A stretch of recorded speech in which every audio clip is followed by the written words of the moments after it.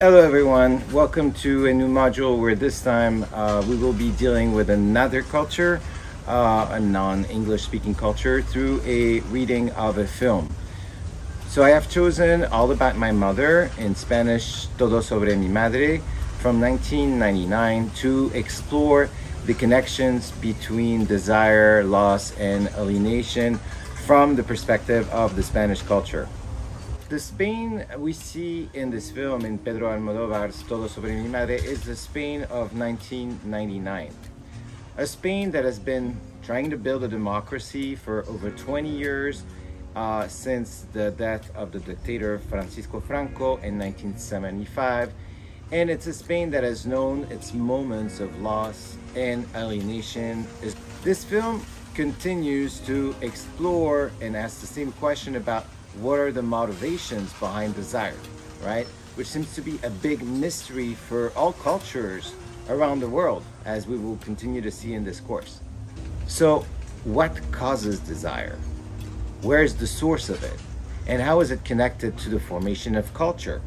So, yes, we desire from two different levels that are often hard to distinguish: the individual and the cultural. Maybe it is a similar struggle as the one we might have between the id and the superego, as we studied last week, according to Freud's theory, and as we've applied it to Tennessee Williams' Streetcar Named Desire. Funny enough, the play we just studied is somewhat central in the story of this film. When one story is evoked or referenced in another story, then we talk about intertextuality. And here, Almodóvar chooses several intertexts, such as the old classic movie All About Eve, the novel by Truman Capote that Manuela will give to Esteban, or The Streetcar Named Desire. Intertexts often reveal that we, as cultures, are still wondering what causes desire and how to deal with loss when that desire is unsatisfied or is taken away from us, and why we might end up alienated. And here we could also talk about interculturality between Spain and the US. In a way, what we see in Almodóvar's movie are many references to the US culture. Of course, it would take hours to discuss the historical ties and all the different events between the two cultures over the centuries. But yet, we might highlight that there is a reconnection between Spain and the United States in the 1980s throughout the present. This reconnection is obviously a consequence of the transition to democracy after the death of Francisco Franco. Franco had kept Spaniards away from a lot of Western cultural changes that we see happening in the 60s, in the 70s, and all the way to the 90s in the UK, in France, or in the United States.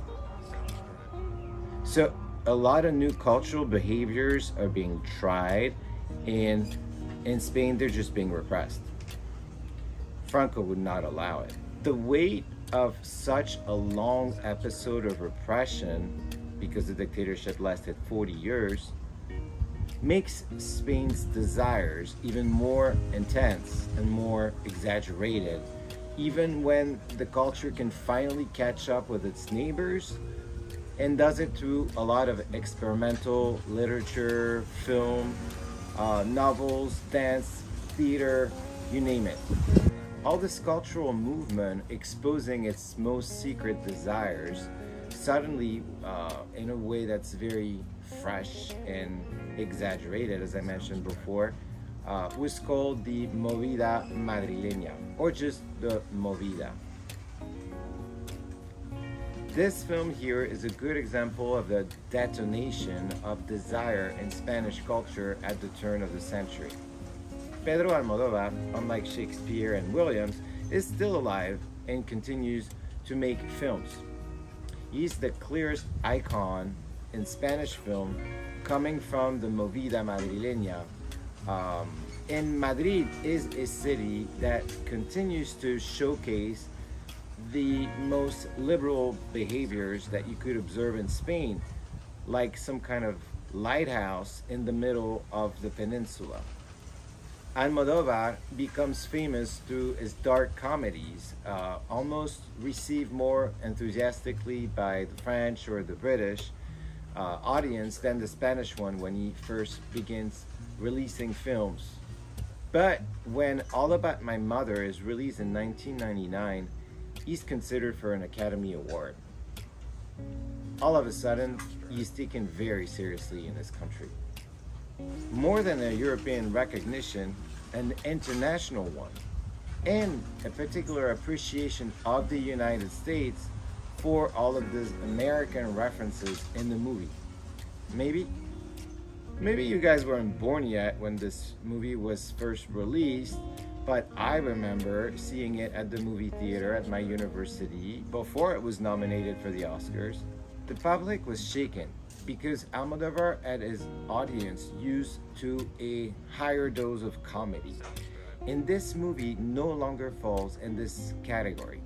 Despite several very comic moments, the sense of loss we witnessed in the central character of Manuela inspires in us a lot of sympathy or compassion, which by the way means the same thing, suffering with. A lot of fans miss the old crazy Almodovar of the 80s now that his work has matured into more tragic situation with very few comebacks to the world of comedy. Almodovar plays with the thin lines that separate intertextuality from meta representation,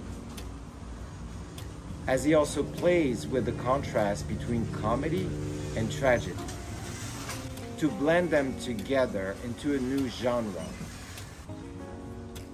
It's very typical of Spanish culture to blend comedy and tragedy. Yours to discover.